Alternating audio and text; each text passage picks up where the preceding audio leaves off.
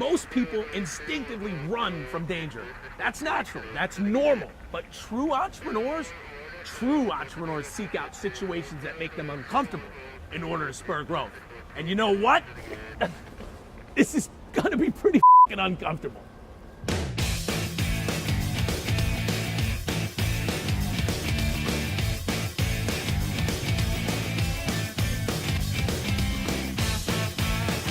Welcome to DC. Becoming a successful entrepreneur requires you to face your fears, embrace your weaknesses, and challenge yourself to push forward despite the enormous risks. This week, we meet up with Ross Swope, a retired commander of the Metropolitan Police Department in Washington, D.C., and retired chief of the U.S. Supreme Court Police, to see how he employed those very same tactics to create a successful and rewarding lifelong career serving the community. A lot of guys in police and in life, right, try to avoid, right, the flame, the fire, right? Career of avoidance. Right. You have to get out of a comfort zone. Police work is inherently dangerous. It's risky, so you can sit in a station house as you advance and avoid things that make you uncomfortable. But the more you confront those things that make you uncomfortable, the less discomforts you experience the next time it happens. And by the time I ended my career, there wasn't a situation that gave me discomfort. Nothing. Nothing. Because you'd been through it all. I have done and been in everything.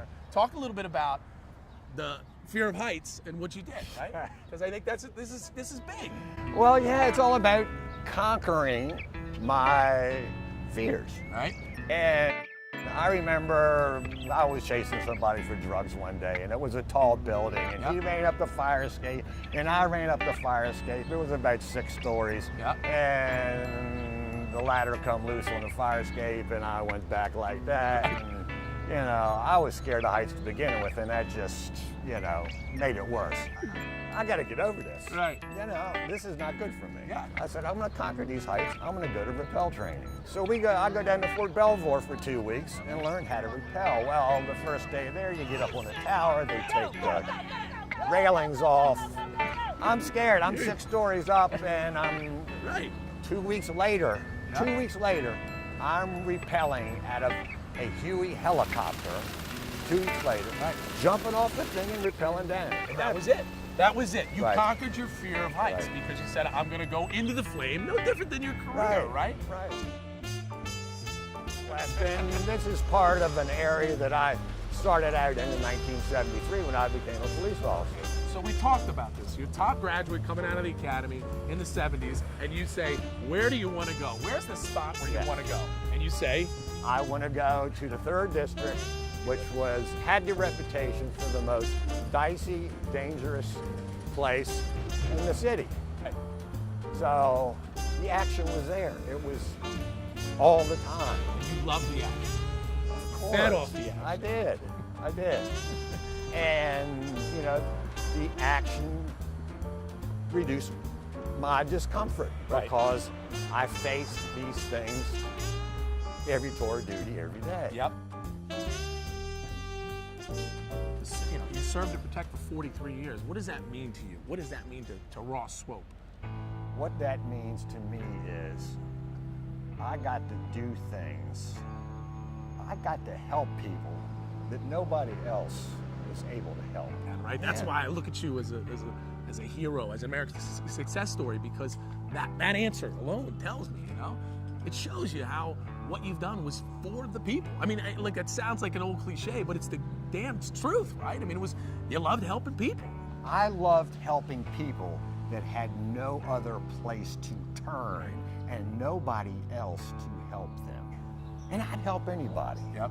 I mean, I knew everybody. There was a drug addict who knew me, and I knew them all.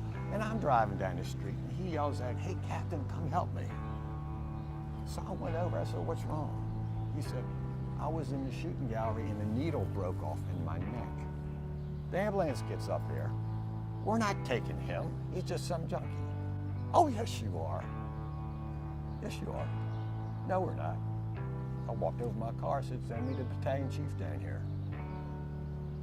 The battalion chief came down there, and I said, you know, this guy's got a needle in his neck. It's going to travel.